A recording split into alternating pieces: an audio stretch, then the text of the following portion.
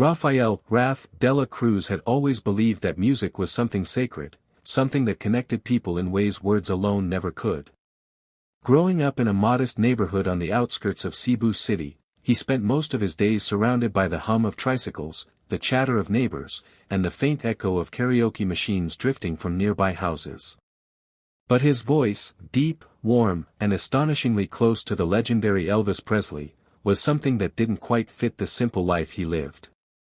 Every dawn, while the world was still stretching awake, Raf stood in front of a cracked mirror hung above a wooden dresser his father built years ago. Using a worn-out hairbrush as his microphone, he practiced Elvis classics with passion that electrified even the quietest morning. His mother, exhausted after long shifts at a local eatery, always paused at the doorway to listen. She never once interrupted him. Instead, she smiled softly, believing that her son's voice was meant for something far greater than their small home. When AGT Manila 2025 announced open auditions, the entire neighborhood buzzed with excitement. Friends urged Raf to join, but insecurity gnawed at him. What if I'm not good enough? What if they laugh? He wondered. But his mother sat beside him one night, gently holding his hands.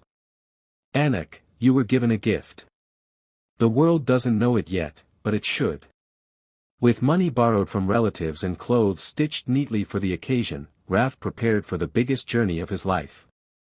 Standing at the port, watching the ferry sway against the pier, he whispered into the salty breeze, "Please, let this be my chance." Little did he know, destiny was already waiting on the other side of the sea. The moment Raf stepped into the massive AGT Manila 2025 audition center, his breath hitched. The venue looked nothing like the quiet streets of Cebu.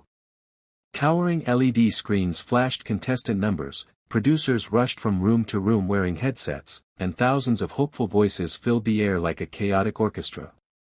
Everywhere he turned, someone was singing, dancing, stretching, rehearsing lines, or nervously pacing.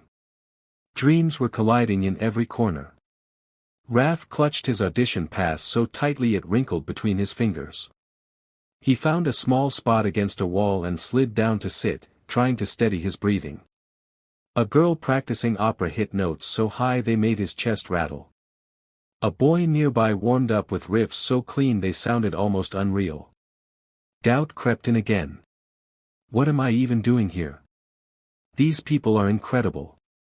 Just then, a producer approached holding a tablet. Name? He asked briskly. Rafael Dela Cruz, Raf answered, forcing his voice not to shake. The producer scrolled. Song choice. Can't help falling in love. Elvis style, Raf replied. The producer raised an eyebrow. Elvis? Brave. Very few attempt that. Then he nodded and walked away, leaving Raf more nervous than before. Minutes felt like hours. Raf's heart pounded like a drum. He replayed his mother's words, "The world needs to hear you, Anak." Finally, a staff member shouted, "Rafael Dela Cruz, stage 3. You're up." His legs felt heavy as he rose, but he forced himself forward. Walking through the long backstage corridor, he saw shadows of other performers emerging from the stage, some crying from joy, others from rejection. When he reached the big black curtains that separated him from the judges and thousands of eyes, he closed his eyes and exhaled. This was it. No turning back. As Raf stepped onto the brightly lit stage, the blinding beams made his eyes squint. The crowd's murmur washed over him like a tidal wave. For a moment, he felt small, like the shy boy from Cebu who used to sing to cracked walls and flickering bulbs. But this wasn't Cebu. This was AGT Manila, and sitting right in front of him was Simon Cowell himself, leaning back in his chair with that unmistakable look of sharp expectation. Simon glanced at the audition sheet and raised a brow.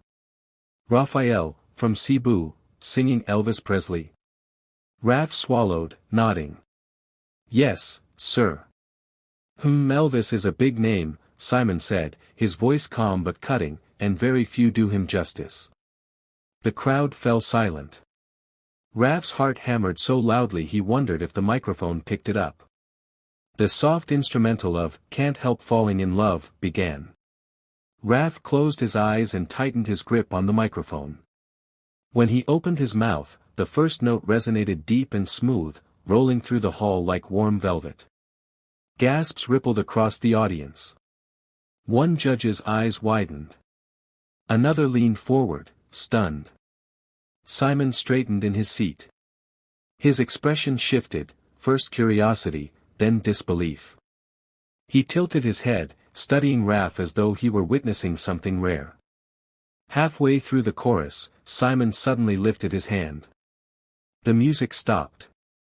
The entire hall froze. Raf's voice cut off mid-note. Panic shot through him. Did I mess up? Did I do something wrong? Simon leaned toward his microphone. Raphael, sing it again. Raf blinked. With the music? No, Simon said firmly. A cappella. I want to hear just your voice. Silence fell. Raf took a breath, trembling. Then he sang, pure, raw, unfiltered. And this time, the entire room felt the weight of every note. The final a cappella note drifted through the hall like a slow-moving wave, trembling with emotion and depth far beyond Raf's 16 years. When the sound faded, the silence that followed wasn't empty, it was electrifying, the kind of silence that comes only when thousands of people are too stunned to react. Then, like a spark hitting gasoline. Boom! The entire auditorium exploded into applause. People jumped to their feet. Some screamed. Others clapped so hard their palms reddened. A few wiped tears from their cheeks, shaking their heads in disbelief. Raf stood frozen in the center of the stage, his hands trembling around the microphone, unsure whether to smile, cry, or simply collapse from relief. Judge Maria leaned toward her microphone. Raphael, that was, she paused, placing a hand on her chest. You didn't imitate Elvis. You didn't copy him. You channeled him. The crowd roared again. Raf felt his breath hitch. No one had ever told him that. Judge Anton added, the richness in your voice, it's rare. Very rare. You made the entire hall forget to breathe. Then all eyes turned to Simon. The crowd quieted instantly, everyone knew his verdict mattered the most. Simon didn't speak right away. Instead, he studied Raf with an unreadable expression, elbows resting on the table, fingers steepled. Finally, he leaned into his microphone. Raphael, he said slowly, I've heard thousands of singers try to take on Elvis. Most fail. But you, he paused again, letting the suspense simmer. The crowd leaned forward as one. You didn't just honor Elvis. You made him proud. The audience erupted even louder than before, shaking the walls with the force of their cheers. Raf's vision blurred with tears. For the first time, he realized, he belonged on that stage. The cheers still thundered through the hall when Simon leaned back in his chair, exchanging a look with the other judges, one of those silent, electric conversations only judges understood.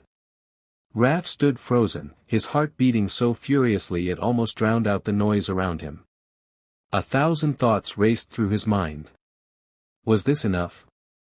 Would he move on? Did he just live the biggest moment of his life?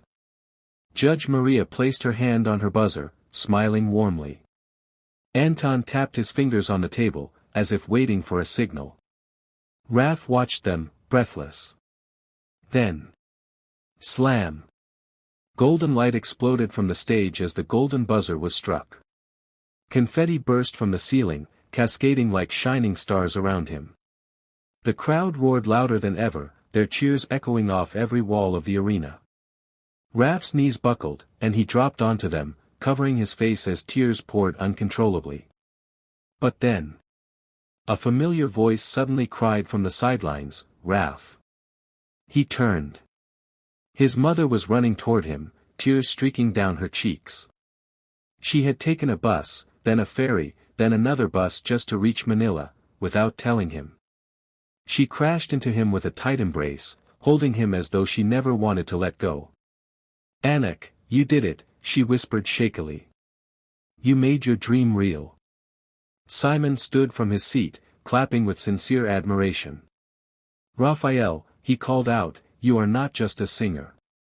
You are a once-in-a-generation voice. This moment is only the beginning for you." Raph looked at the golden confetti floating down like blessings from above. The crowd kept chanting his name. His mother held his hand. For the first time in his life, he wasn't dreaming. He was living it.